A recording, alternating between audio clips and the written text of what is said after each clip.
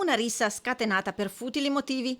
Tasso alcolico alle stelle, mezzanotte, dopo una serata brava trascorsa a bere in strada, con bevande comprate al supermercato. Si tratta di gruppi di ragazzi, forse conoscenti di vista, tutti di età compresa tra i 15 e i 18 anni.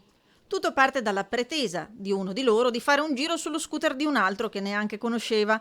Al no è bagarre e sono pugni e botte tra le fazioni contrapposte, 5 minorenni e 3 maggiorenni identificati, tutti residenti a Montebelluna e comuni limitrofi, tutti nati in Italia, sebbene alcuni di loro abbiano famiglie straniere. Una scazzottata in piena regola, un parapiglia che si consuma in piazza Petrarca sotto gli occhi degli uomini dell'Arma, che erano in macchina a 50 metri e che fortunatamente si gettano nella mischia e riescono ad intervenire immediatamente, fermarli e scongiurare il peggio. Un caos tale che oltre agli uomini del nucleo radiomobile arrivano in ausilio equipaggi della stazione di Nervesa e Crocetta.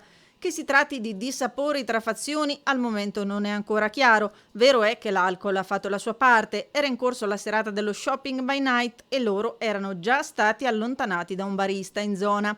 I carabinieri hanno subito identificato e denunciato 8 ragazzi, alcuni volti già conosciuti dalle forze dell'ordine. Per i minorenni gli uomini dell'Arma hanno contattato i genitori che non sapevano neanche dove fossero i figli né cosa stessero facendo, per questo è al vaglio l'ipotesi di denuncia per abbandono di minore. Per i maggiorenni, non cittadini italiani, è stata già inviata la richiesta per il foglio di via.